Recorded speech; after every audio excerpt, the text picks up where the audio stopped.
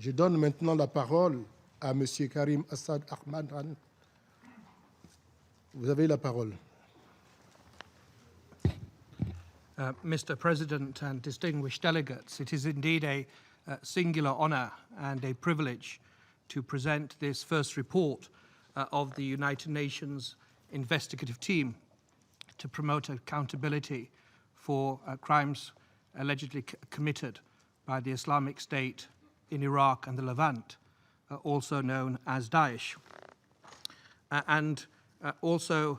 We intend to outline today our initial strategic vision, the progress made to date in its realization, and our key priorities as we now continue our preparatory work in Iraq ahead of the commencement of more meaningful and substantive investigative work early next year.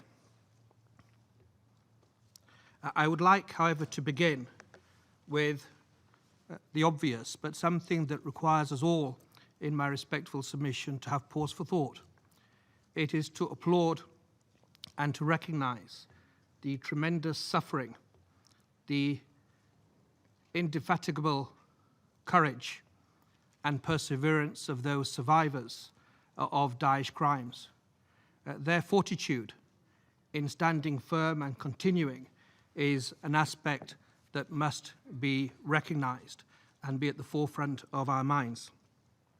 In that endeavor, of course, the unity and the united perseverance of the people of Iraq in defeating territorially ISIL is an aspect that must be mentioned. Mr. President, as ISIL has been driven from its strongholds, the scope and magnitude of the heinous acts have become tragically ever more clear. Witness testimony upon witness testimony has revealed unimaginable abuses and acts of depravity. Thousands of our fellow human beings, men and thousands of women and children, have become victims at the hands of ISIL and have become also witnesses to their deeds.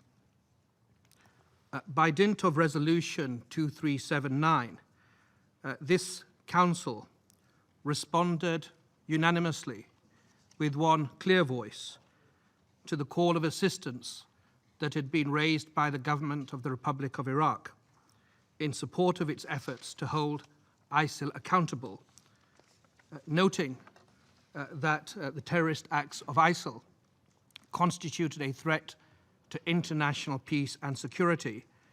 The Council requested the establishment of this investigative team in order to support domestic efforts for accountability, requiring us to collect, gather, analyze, and store evidence in Iraq of crimes that may constitute genocide, crimes against humanity, or war crimes. In addition, the Council underlined that as Special Advisor and head of the investigative team, I would be required to promote throughout the world accountability for the crimes of Daesh and to work with survivors in a manner consistent with now well-established norms of international human rights norms and best UN practices. And this was for one imperative, for one purpose, to ensure that those crimes are recognized under the law, under that disciplined environment. That aspect is discussed in more detail in our report dated 16th of November. But with your leave, I will move to the next topic of this presentation, which is the opportunity to express gratitude to the Council and the government of Iraq for the significant trust that it has reposed in the investigative team in this important mandate, and to reiterate what should be obvious, which is our absolute commitment to show fidelity to the mandate and to the resolution in a bid to ensure that those who have committed these acts are investigated and pursued in accordance with best UN practice and international law so that we deliver on our mandate.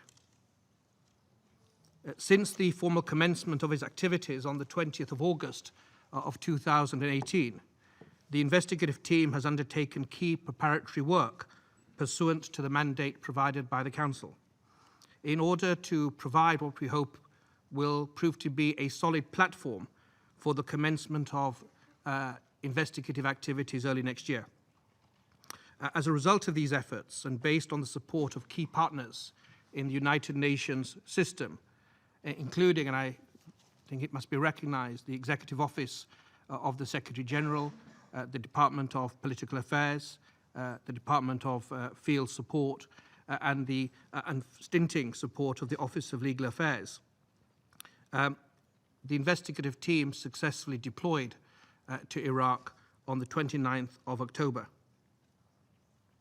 In conducting the preparatory activities outlined in our first report, we have been guided at all times by two key imperatives. First is that the team must operate as an independent, impartial, and credible accountability mechanism, capable of conducting all its work to the highest possible standards. And second, the need to ensure that our work is carried out collaboratively and cooperatively with the government of Iraq, with full respect at all times for national sovereignty, in a manner that effectively harnesses the talents and the engenders support from all elements of Iraqi society. As reflected in Resolution 2379 and in the terms of reference of the investigative team, approved, of course, by this Council in February of this year, these imperatives are not paradoxical, nor do they represent opposing weights of a scale to be delicately balanced. On the contrary, Mr. President, the establishment of the team as an independent, impartial entity and the successful and meaningful engagement with the government of Iraq and the broader populace of Iraq in its work represent, in our view, mutually reinforcing principles, which, if harnessed effectively, will allow the team to overcome the many challenges it will face and deliver effectively on the mandate set down by the Council. With a view to ensuring that the investigative team can conduct its work in an independent and impartial manner, in line with the international standards I alluded to a moment ago, we have sought during the first 3 months of our activities to prioritize the development of core logistical, substantive, and administrative frameworks, which have been reflected in the proposed budget of the investigative team that is currently under consideration by the General Assembly. With respect to the first aspect, our logistical arrangements, we have identified former United Nations facilities for refurbishment that will serve as our headquarters and our permanent premises in Baghdad.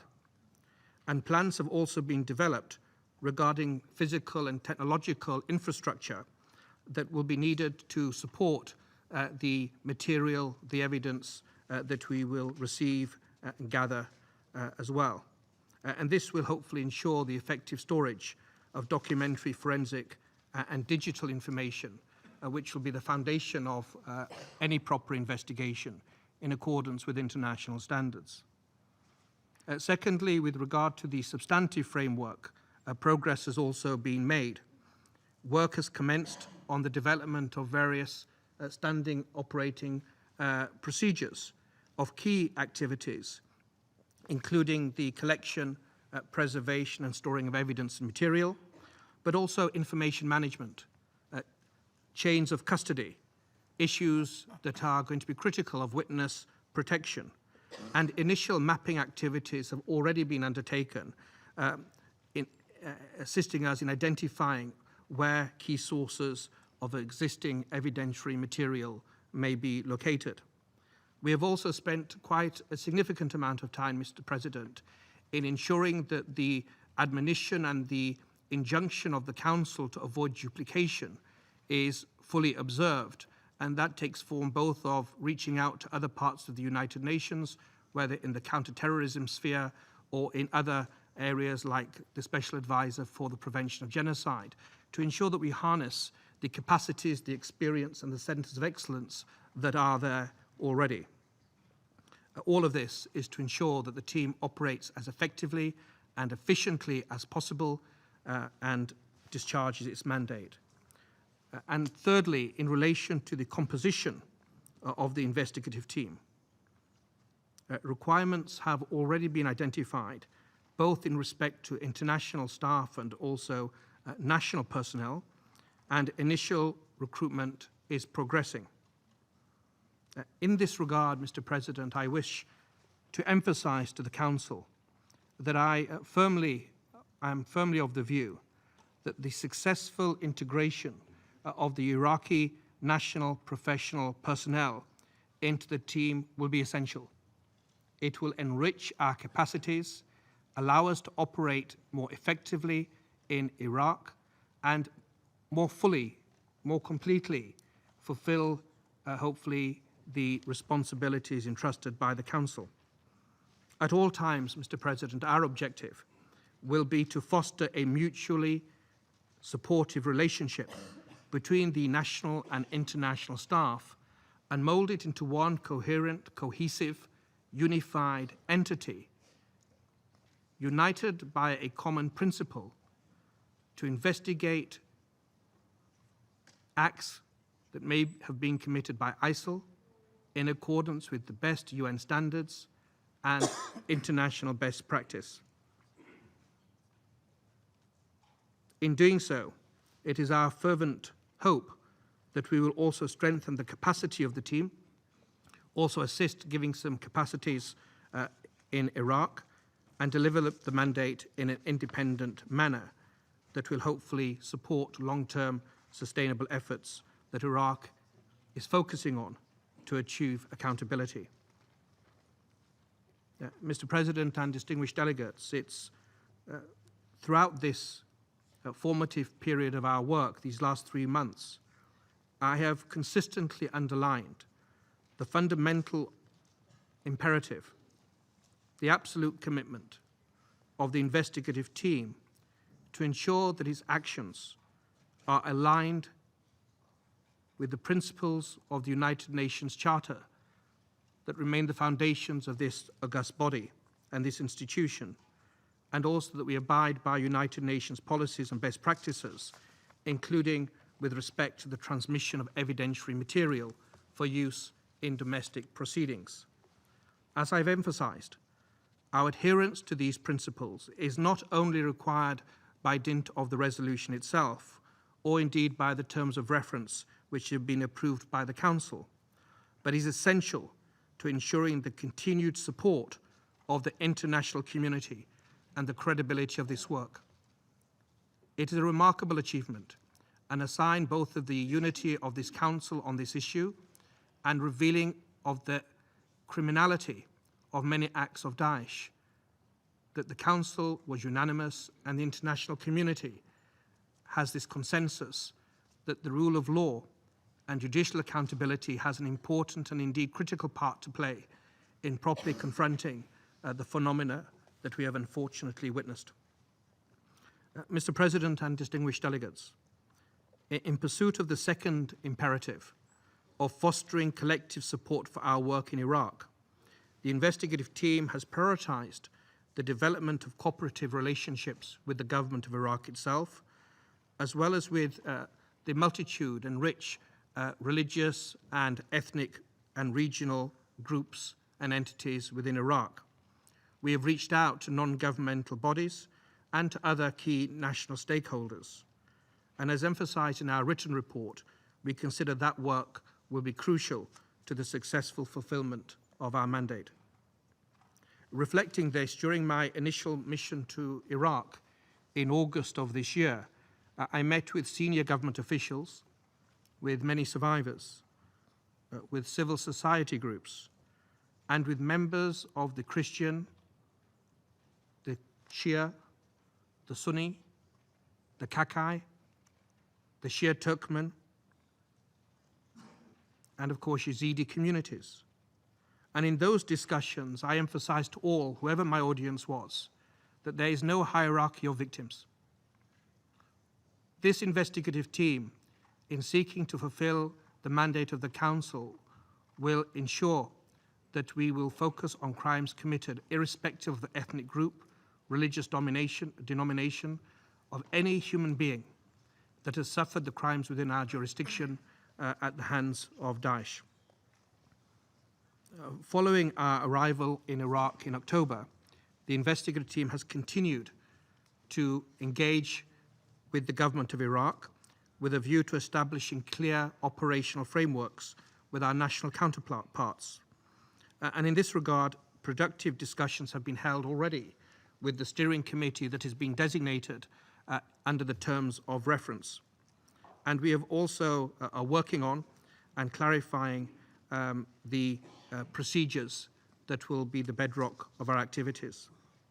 We have liaised productively and continuously with relevant national security sectors in Iraq to ensure that the team can undertake activities in a secure and safe manner. Last week, I had the singular honor and opportunity to meet His Excellency the Prime Minister of Iraq, during which I underlined the commitment of the investigative team to work in support of the domestic authorities of Iraq to ensure that members of ISIL are held accountable for their crimes. And I was grateful to the Prime Minister that in that meeting and afterwards in public statements, he expressed in very solid terms, if I may say so, his continued support for the resolution for the investigative team and also support for our focus on genocide, crimes against humanity and war crimes, and that is to be applauded.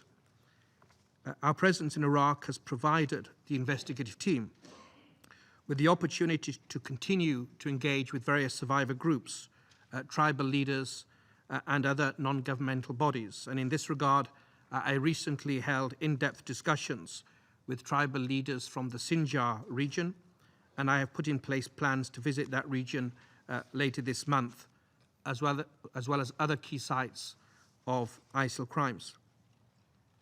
Following its arrival in Iraq, the team has continued to build relationships with a broad range of member states, many of which were initiated here in New York.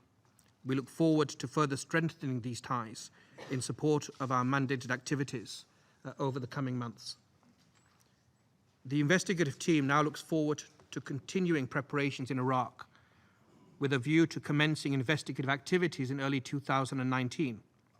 And based on our preparatory activities to date, and reflecting the consultations held with the government of Iraq and other key national stakeholders, I wish to highlight to the Council the following key priorities for action, which are outlined, of course, in much more detail in the report. And the first is the completion of the key infrastructural elements, including the premises of the investigative team and the physical and technological equipment that I've referred to, which is necessary for the storage and preservation of evidence. Secondly is the finalization of core substantive work, which include standard operating practices and the recruitment process that hopefully can kick off once the budget is approved by the General Assembly. Third is the collection, the gathering, the analysis of evidence within Iraq.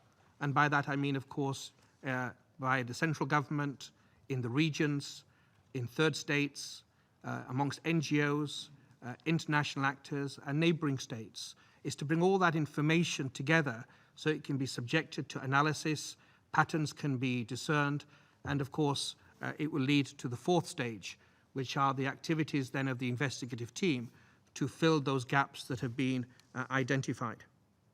And I look forward, Mr. President, to presenting, God willing, my next report in May 2019, which will provide a more fuller update of these activities. I would, however, wish to be candid, if I may, with the Council in one additional respect. The delivery of this mandate, the successful completion of these activities, requires not just the historic, united, unanimous support of this Council, but a collegiality and a solidarity going forward. Without the political will, the political support from member states that have been fortunately evidenced to date, the significant challenges that are obvious on the face of the mandate will not be overcome. But by the same token, with this solidarity, the challenges, the scale of the evidence will not be unsurmountable by the application of our collective will and the resources available in the international community and within the team. On a related topic, Mr. President and distinguished delegates, I take the opportunity to mention that the proposed budget of the investigative team has been submitted to the General Assembly for consideration. It is my sincere belief that we have presented a very streamlined organizational structure with a limited objective to meet our mandate. There's no fat in that budget. Specifically, we have designed a substantive capacity that will allow us to conduct our work in accordance with international standards and thereby ensure the broadest possible use of evidence within Iraq and within domestic states elsewhere. This plan, this strategy, and this organizational structure is complemented by what is a very lightweight support, mission support mechanism, which draws on existing UN assets in country to ensure the maximum focus of resources where it is needed, which is the substantive work investigating the crimes themselves. It is my hope that the commitment to efficiency demonstrated by our proposed budget is reflected on positively by member states in the coming weeks as it is finalized and approved. In addition, with your leave, I would also wish to take the opportunity to emphasize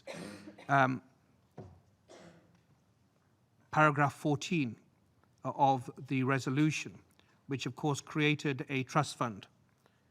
And I do request states to also consider supplementary contributions to the trust fund for key activities.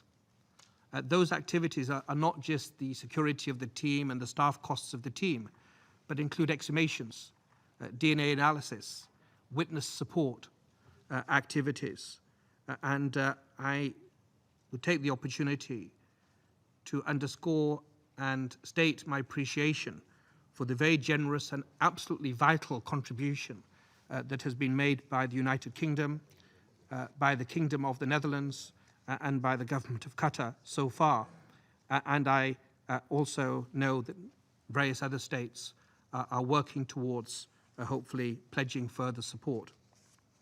Mr. President and distinguished delegates, in concluding, I would wish to underline to the Council that the preparatory work completed by the team has reinforced my view that our dual initial imperatives of ensuring independence and seeking cooperation, and demonstrating impartiality and pursuing national engagement do not present a dichotomy. There is no contradiction in upholding independence while supporting national accountability. Indeed, the opposite is true. It is only by establishing the investigative team as an independent, objective, and trusted source of evidentiary material capable of conducting its work to the highest possible standards that we can best support the government of Iraq and other member states in our common and necessary pursuit of accountability and justice. Simultaneously, the realization of our investigative activities is dependent upon securing the cooperation and support and trust of all elements of Iraqi society. It is by harnessing these dual elements, both international and national, that we will be able to successfully fulfill the mandate you, this Council, has provided to us and deliver justice for the victims of ISIL. As we look forward to the commencement of our investigative activities in Iraq, it is, of course, ultimately them and the cause of justice that we seek to support. Thank you. Je remercie M. Khan de sa présentation.